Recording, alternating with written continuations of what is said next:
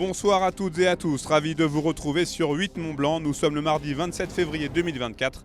Il est 18h, c'est l'heure du journal tout en images, préparé par la rédaction. Voici les titres. À Valseny, on a le sourire. La station de Haute-Maurienne vanoise va très certainement connaître une saison record cet hiver. Et que ce soit en journée skieur ou en taux d'occupation, les chiffres sont très bons et la saison déjà réussie. Et puis, il règne comme un air de Jeux Olympiques à Aïs, en Vallée de l'Arve.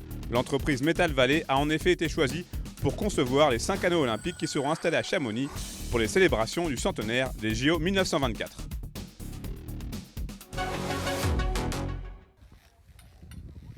Ne surtout pas se fier aux apparences. Si la météo de ce lundi n'était pas forcément au rendez-vous à Valseny, tous les signaux sont au vert pour ces vacances de février. Que ce soit au départ des remontées mécaniques ou sur les pistes, les skieurs sont légion et la station de Haute-Maurienne vanoise fait le plein, ici, à 2200 mètres d'altitude.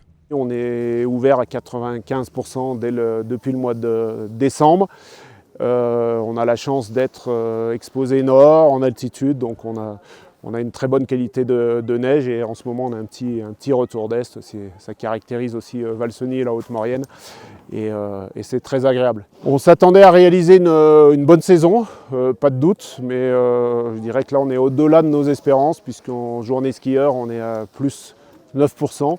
Donc on s'oriente vers une année record ici à Valseny. On se rend compte qu'il y a quand même un décalage entre ce qu'on peut lire, ce qu'on peut entendre dans les médias ou sur les réseaux sociaux et ce que les clients nous montrent. C'est-à-dire que les clients sont présents et bien présents. Ils adorent venir en montagne, ils adorent venir au ski. Valseny profite ainsi pleinement d'un zonage des vacances plus favorable cette année, avec une clientèle composée à 80% de Français. Résultat, les 25 000 lits touristiques que compte la station n'ont pas tardé à trouver preneur pour cette période de congé. Sur ces vacances de février spécifiquement, on est à plus 7% de taux d'occupation, avec un taux d'occupation qui avoisine les 94%. Valseny et la Haute-Maurienne vanoise est un territoire qui est de plus en plus attractif, qui répond aux aspirations de la clientèle, avec un territoire authentique, un accueil chaleureux. Et aujourd'hui, on est dans cette continuité de progression, en gardant nos valeurs d'accueil, de convivialité et de savoir-faire. Cette saison hivernale et ses vacances d'hiver déjà réussies ont des conséquences positives sur la très grande majorité des acteurs de la station. Illustration dans ce restaurant situé à l'arrivée du télécabine du Vieux Moulin.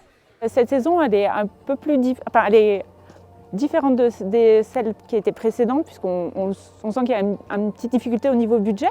Mais après, les gens sont là, les gens sont contents, ils sont tous détendus.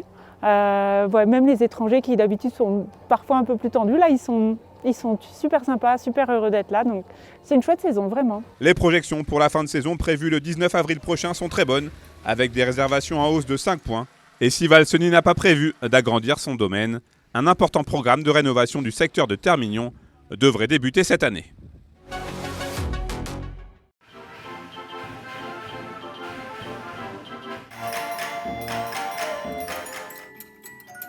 Des instruments qui jouent tout seuls, des automates et même des petits jouets à musique. Ici, c'est un peu la caverne d'Ali Baba et pour cause.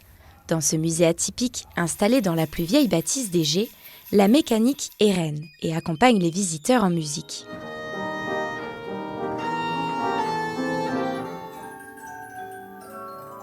De la petite boîte au gigantesque orgue de foire, en passant par les pianos mécaniques, près de 900 pièces sont ainsi réunies dans ce lieu.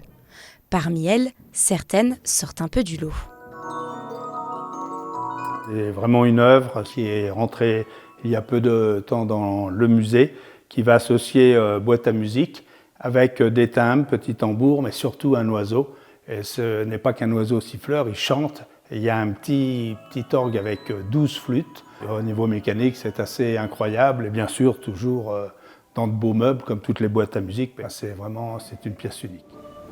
Au total, le musée s'étend sur une dizaine d'espaces et à chacun sa spécificité. Espace de concert, salle des automates et même galerie savoyarde, regroupant une vingtaine de pièces locales.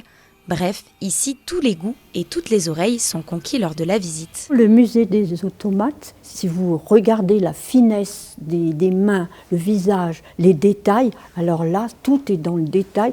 Le moindre vêtement, les doigts, c'est magnifique.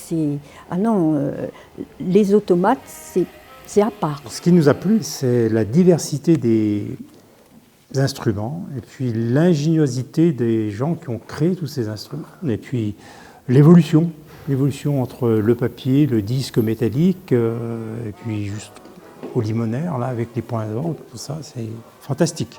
Dans ce musée, les pièces exposées proviennent majoritairement de l'Europe, le tout complété par des tableaux remettant en contexte les instruments à l'époque de leur création.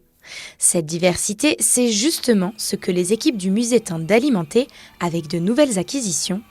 Une dernière devrait d'ailleurs bientôt s'ajouter au reste de la liste. On vient d'obtenir, c'est tout récent, à vente aux enchères à Nice chez Millon, le piano mécanique qui a appartenu à Pablo Picasso. On a des photos de lui devant cet instrument, donc c'est un achat fabuleux au niveau de la notoriété de notre musée. Donc il va passer dans les mains de notre facteur de piano, de notre ébéniste marketeur pour le présenter tel qu'il était dans le salon de Picasso à l'époque. Si le musée se visite toute l'année, les équipes veillent aussi à transmettre ce patrimoine hors les murs en organisant des événements.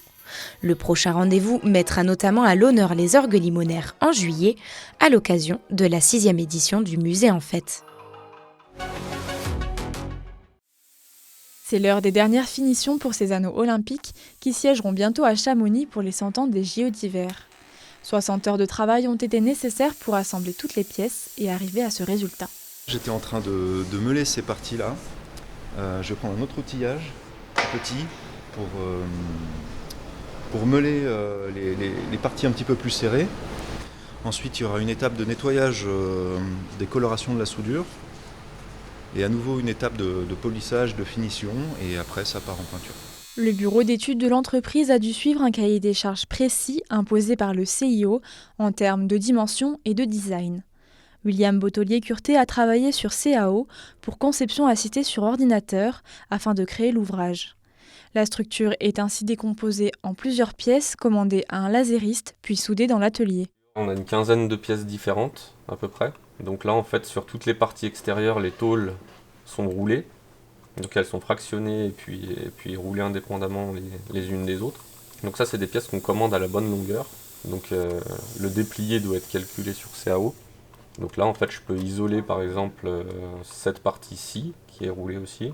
Donc je peux l'isoler et la mettre à plat. Donc ça c'est la pièce à plat qu'on va commander en découpe laser. Pour Metal Valley, l'entreprise qui s'est vue confier l'ouvrage, c'est une fierté de pouvoir montrer son savoir-faire à travers ce projet symbolique. On est sous les directives du CIO, sur l'implant technique, on ne peut pas se permettre de faire n'importe quoi. Et moi, je trouve que mes salariés, mes compagnons, mes bureaux d'études ont remarquablement bien travaillé sur ce projet. Une fierté pour l'entreprise. Alors, les difficultés techniques, telles que l'ont annoncé mes dessinateurs et mes techniciens et mes soudeurs, a été dans une réalisation optimum et une réalisation de très grande beauté, puisque ça va dans un endroit remarquable. Dernière étape, la peinture effectuée par une autre entreprise locale avant l'installation définitive des 5 anneaux à Chamonix mi-mars. Reste à savoir où sera exposée la structure, le lieu exact n'ayant pas encore été dévoilé. C'est la fin de cette édition. Merci à vous pour votre fidélité à l'information sur 8 Mont Blanc. Merci à toute l'équipe pour son aide. Place désormais à la météo de Thierry Paulme.